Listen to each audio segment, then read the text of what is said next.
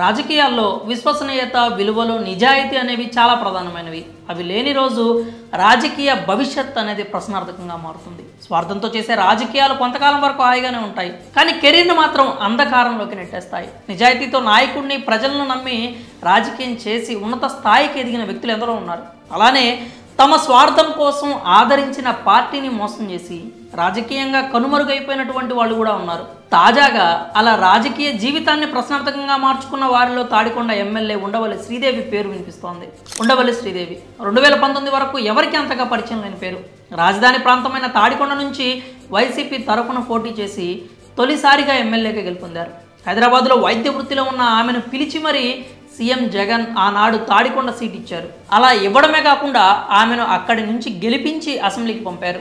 TDP అమరావతిని రాజధానిగా ప్రకటించినా కూడా ఆ ప్రాంతంలో వైసీపీ విజయం సాధించింది. దీంతో ఉండవల్లి శ్రీదేవి పేరు రాష్ట్ర వ్యాప్తంగా మారుమోగింది.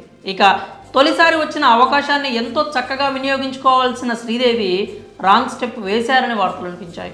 తాడికొండ నియోజకవర్గంలో భారీగా అవినీతికి పాల్పడ్డారంటూ శ్రీదేవిపై పెద్ద ఎత్తున ఆరోపణలు వచ్చాయి. అంతేకాక నియోజకవర్గంలో ఆమెపై అసంతృప్తి ఎక్కువ కావడంతో 2024 ఎన్నికల్లో శ్రీదేవికి టికెట్ ఇవ్వమనే సంకేతాలు వైసీపీ అధిష్టానం ఇచ్చింది.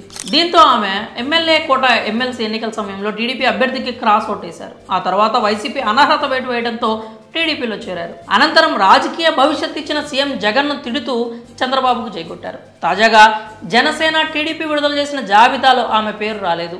దీంతో ఇదంతా ఆమె చేసుకున్న స్వయం కృతాపరాధం అని పలువురు అభిప్రాయాలు వ్యక్తం చేస్తున్నారు. వైసీపీలో ఉన్నప్పుడు శ్రీదేవికి తాడికొండ టికెట్ మాత్రమే ఇవ్వమని చెప్పారు. శ్రీదేవికి రాజకీయ భవిష్యత్తుకి ఎలాంటి ఇబ్బంది ఉండదని వైసీపీ భరోసా ఇచ్చిందని టాక్. అయినా టికెట్ రాలేదనే ఒకే ఒక్క కారణంతో పార్టీని వీడి వెళ్ళారు. ఏ టికెట్ కోసం అయితే టీడీపీలోకి వెళ్లారో అక్కడ కూడా శ్రీదేవికి భంగపాటు ఎదురైంది. కనీసం వైసీపీలో ఉన్న రాజకీయ భవిష్యత్తు ఉండేదని టీడీపీలోకి వెళ్ళి తన పొలిటికల్ కెరీర్ని ప్రశ్నార్థకంగా మార్చుకున్నారంటూ పొలిటికల్ సర్కిల్లో టాక్ నడుస్తోంది. ఎలాంటి రాజకీయ నేపథ్యం లేని ఆమెను పిలిచి మరీ టికెట్ ఇచ్చి ఎమ్మెల్యేని చేసిన జగన్కే వెన్నుపోటు పొడిచినందుకు తగిన శాస్తి జరిగిందనే కామెంట్స్ కూడా వినిపిస్తున్నాయి. ఎవరి మాటలు ఎలా ఉన్నా రాజకీయాల్లో వచ్చిన మంచి అవకాశాన్ని ఏదో స్వార్థంతో వెళ్ళి రాజకీయ ఉనికినే ప్రశ్నార్థకంగా మార్చుకున్నారు. ఇదంతా ఆవిడ స్వయం కృతాపరాధమే అని పొలిటికల్ అనలిస్టులు కూడా అభిప్రాయపడుతున్నారు.